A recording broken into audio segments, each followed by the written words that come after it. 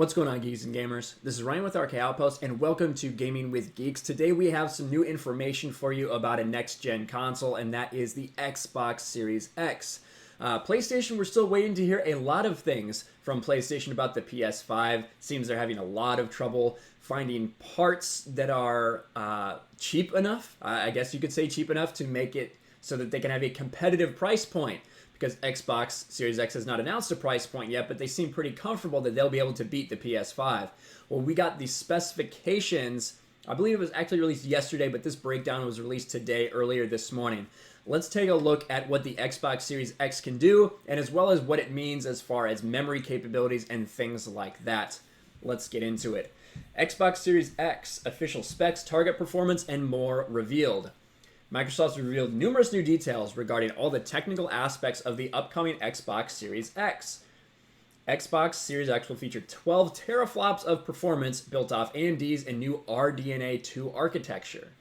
The GPU will feature 16 gigs of GDDR6 memory across a variable memory bus, which is very interesting. So 10 gigs is going to run at 560 gigs per second, while the remaining 6 will run at a slower 330 gigs per second.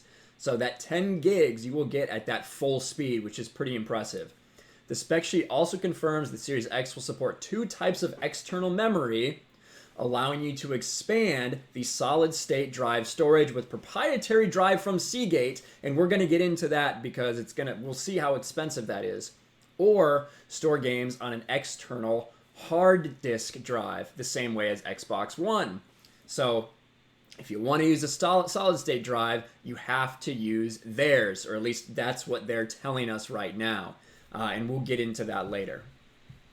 Microsoft has also stated that it aims to release games that target 4K and 60 frames per second as a standard. Now, if Mark the Cyborg would be doing this video, he'd be telling you, well, that's pretty easy if you play PC. You don't have to worry about that sort of thing. We've had much more than that for a long time, but for console gamers, if that's the goal, the standard, I think that's a pretty good standard to be set. The spec sheet also reconfirms the console will target 120 frames per second for some titles and support variable refresh rate displays. It will also get an updated Series X version with new enhancements. Gears 5 will get an updated Series X version with new enhancements. It'll be free for those who already own the game. And additionally, they showed a couple videos showing the decreased load time, that the load time is very short for Xbox Series X compared to the current Xbox One. And here are the full specs. So obviously this only means so much to fairly normal people like me. I would consider myself a normie when it comes to this kind of technical aspects. But there it all is. We covered some of it over here, but the type of CPU right there. The GPU, we talked about that, 12 teraflops already with that custom RDNA 2 die size process. Memory, that's 16 gigs. Memory bandwidth. Now, we talked about that memory bandwidth, that 10 gigs at 560 gigs per second, 6 gigs at 336 gigs per second. Internal storage. Now, that is a little low to me. 1 gig. That's with the way that games are right now. 1 gig of memory, not 1 gig, 1 terabyte. 1 terabyte of memory is not a lot. It's extremely common nowadays to see games that start off well over 100 gigs and then with an update could be 150, 175 gigs in some cases. It's just getting astronomical, and obviously if everything's playing now, if the target's to get all these games to 4K, chances are that the discs are going to be just that much more. It's going to take up that much more space in memory. But that's where we get into, and what I wanted to talk to, this external storage, USB 3.2 HDD support, but then you need their custom cards right here, proprietary cards to expand its storage. So if you want to use a hard disk drive, you can use that. But if you have a normal steady state external hard drive, you're not going to be able to use it. You can see from this story right here. It can be expanded with proprietary SSDs encased in small metal cartridges. How big these are going to be, I don't know. How much they're going to cost, we don't know.